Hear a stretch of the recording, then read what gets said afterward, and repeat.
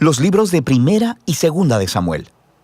En nuestras Biblias modernas, estos son dos libros separados, pero esa división es simplemente por la longitud del rollo. Originalmente fue escrito como una sola historia coherente. En este video hablaremos solo sobre Primera de Samuel. Después de que Israel fue rescatado de la esclavitud en Egipto, ellos hicieron un pacto con Dios en el monte Sinaí y eventualmente llegaron a la tierra prometida. Y ahí se suponía que Israel fuera fiel a Dios y obedeciera los mandamientos del pacto. Antes del libro de Samuel, el libro de Jueces mostró cómo Israel falló completamente en cumplir esa tarea. Fue un tiempo de caos moral y mostró la necesidad que tenía Israel de líderes sabios y fieles. El libro de Samuel provee una respuesta a esa necesidad. La historia del libro de Samuel se enfoca en tres personajes principales. El profeta, Samuel, de donde el libro toma su nombre. Luego tenemos al rey Saúl y después de él, al rey David.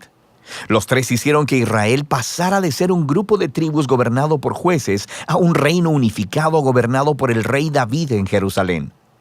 Y el libro de Samuel tiene un diseño fascinante que entreteje la historia de estos tres personajes en 4 partes principales. Samuel es el líder clave y el profeta en la primera sección del libro, pero también juega un rol importante en la siguiente sección, que es la historia de Saúl, la cual se nos cuenta en 2 movimientos: la llegada de Saúl al poder y luego sus fracasos. Y la segunda parte trata sobre su caída y su trágica muerte. Y luego del drama de la partida de Saúl, se encuentra con la emocionante llegada al poder de David. Y luego, la historia de David se nos cuenta en 2 movimientos. Primero, él está sobre una ola de éxito, lo cual es seguido por su trágico fracaso personal en la lenta autodestrucción de su familia y luego de su reino. El libro concluye con un epílogo que reflexiona en toda la historia. Profundicemos y veamos cómo se desarrolla. La primera parte continúa describiendo el caos del libro de Jueces, y se nos presenta una conmovedora historia acerca de una mujer llamada Ana, y ella se lamenta porque nunca ha sido capaz de tener hijos. Y por gracia de Dios, ella finalmente tiene un hijo llamado Samuel, y en su gozo canta un asombroso poema en el capítulo 2. Y el poema trata de cómo Dios se opone al orgulloso y exalta al humilde. De cómo, a pesar de las tragedias y de la maldad humana, Dios está cumpliendo sus propósitos en la historia. Y también trata de cómo Dios un día levantará un rey ungido para su pueblo.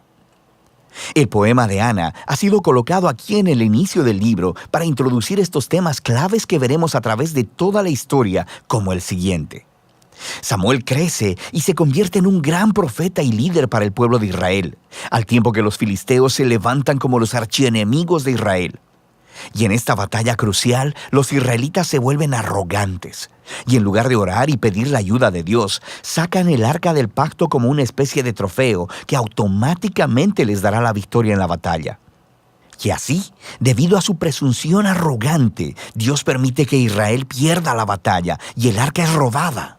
Así que los filisteos toman el arca y la colocan en el templo de su dios, Dagón. Y luego el Dios de Israel derrota a los filisteos y al dios Dagón sin un ejército, enviando plagas sobre el pueblo. Y los filisteos ya no quieren el arca, obviamente, y la envían de vuelta a Israel. Y el punto de la historia parece ser este: Dios no es el trofeo de Israel y Él se opone al orgullo entre los filisteos, pero también entre su propio pueblo.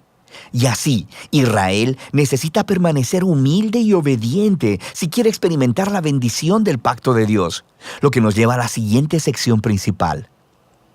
Los israelitas vienen con Samuel y le dicen: «Oye, queremos un rey como todas las demás naciones. Ve y búscanos uno».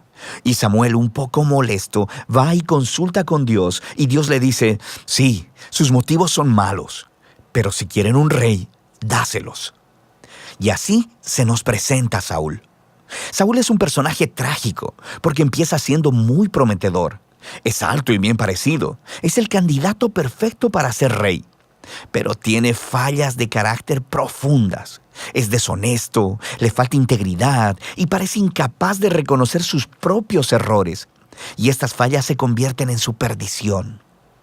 Él gana algunas batallas al principio, pero sus fallas son tan profundas que eventualmente se descalifica a sí mismo por desobedecer descaradamente los mandamientos de Dios. Así que el anciano Samuel confronta a Saúl y a Israel. Él le había advertido al pueblo de que solo serían beneficiados por un rey que fuera humilde y fiel a Dios. De otro modo, los reyes de Israel traerían la ruina. Así que le informa a Saúl que Dios levantará un nuevo rey para reemplazarlo. Y así comienza la caída de Saúl. Al mismo tiempo, Dios está trabajando detrás de escena para levantar a ese nuevo rey. Es un insignificante pastor joven llamado David. Es el candidato menos probable para ser rey. Pero la famosa historia de David y Goliat muestra que Dios no eligió a David por la posición de su familia, sino simplemente por su confianza radical y humilde en el Dios de Israel. De manera que esta historia encarna todos los temas del poema de Ana.